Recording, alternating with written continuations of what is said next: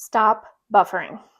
Buffering is an action taken to temporarily avoid or distract from a negative or uncomfortable emotion that almost always has a negative consequence attached to it. The pleasure that you get from buffering will eventually go away, and that negative and uncomfortable emotion will come back.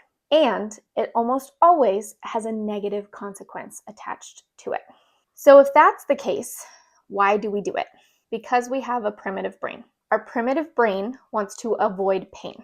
It wants to avoid the discomfort associated with that negative emotion. Our primitive brain also wants to seek pleasure. All of the activities that we use to buffer against those negative emotions give us a dopamine hit in our brain, which is highly pleasurable. Our brain wants to avoid the pain of the emotion and seek the pleasure of the buffering. The problem is it doesn't last, and it has negative consequences on top of it. Examples of buffering are food that are high in sugar or other unhealthy substances, like fried foods, lots of salty foods, things like that. Alcohol, tobacco, drugs, gambling, overworking, binge watching television, or binge scrolling on social media. So how do you stop buffering? The first step is to truly believe that it's not helpful. Truly embody the idea that the relief that you get is only temporary and it comes with the price.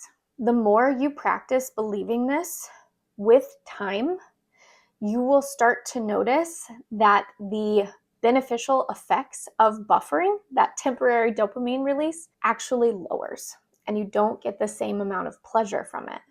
And that releases you. It gives you freedom from that activity so that you can start to use your beautiful brain to figure out better ways to cope with stress. If you want more help, make sure to check out some of my other videos and also to check out my 5 techniques for reducing cortisol and thus stress in minutes.